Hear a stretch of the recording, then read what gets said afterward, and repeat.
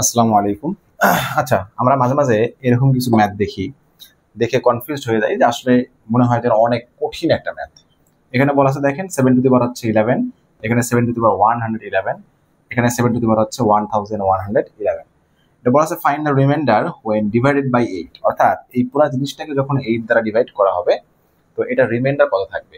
ঠিক আছে, যদি এইরকম অদ্ভুত আকারে কিছু ম্যাথ দেখেন তো এগুলো তখন মাথায় নিয়ে আসবেন। এগুলোর বেসিকটা হচ্ছে প্যাটার্ন থেকে, আমাদের প্যাটার্নটা ধরতে পারলেই কিন্তু আমরা এই ম্যাথগুলো খুব সহজ সলভ করতে পারি। কিভাবে দেখেন, আমরা আগে 7 টু দি পাওয়ার 1 কে 8 দ্বারা ডিভাইড করবো। ঠিক আছে, তো এখানে রিমাইন্ডার কত আসবে বলেন তো? এখানে রিমাইন্ডার আসবে হচ্ছে 7। রিমাইন্ডার কত আসবে? রিমাইন্ডার আসবে 7। কারণটা কি, আমরা তো 8 দ্বারা 7 কে ডিভাইড করতে পারবো না, 0 বার যাবে, 8 0 0, 7 রিমাইন্ডার থাকবে।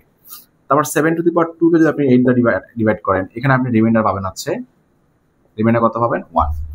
আবার 7 টু দি পাওয়ার 3 কে যদি আপনি 8 দ্বারা ডিভাইড করেন, এখানে আপনি রিমাইন্ডার পাবেন হচ্ছে 7। এবার 7 টু দি পাওয়ার 4 কে যদি আপনি ডিভাইড করেন 8 দ্বারা, দেখবেন যে আপনি এখানে রিমাইন্ডার পাচ্ছেন কত?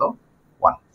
ঠিক আছে, এই যে দেখেন প্যাটার্নটা দেখেন, এখান থেকে বোঝা যাচ্ছে যে যখন 7 এর পাওয়ার 1, অর্থাৎ এটা হচ্ছে অড নাম্বার, হ্যাঁ মানে বিজোড় সংখ্যা, তখন আমরা পাচ্ছি এখানে কত? 7। আর যখন 7 এর পাওয়ার হচ্ছে ইভেন নাম্বার, অর্থাৎ জোড় সংখ্যা, তখন আমরা রিমাইন্ডার পাচ্ছি হচ্ছে 1। তো এরকম চলতে থাকতেছে।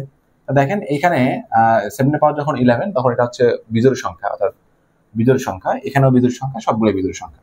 তাহলে এখান থেকেও আমাদের রিমাইন্ডার 7 আসবে, এখান থেকেও রিমাইন্ডার 7 আসবে, এখান থেকেও রিমাইন্ডার 7 আসবে। তাহলে আমাদের এই তিনটা 7 অ্যাড করলে আমরা কত পাচ্ছি?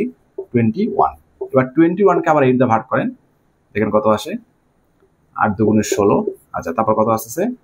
5। তাহলে আমরা রিমাইন্ডার হিসেবে কত পাবো? 5। তাহলে এই ম্যাথের আনসার হচ্ছে কত? 5। ঠিক আছে, প্যাটার্ন ধরতে পারলেই আপনারা সলভ করতে পারবেন ইনশাআল্লাহ।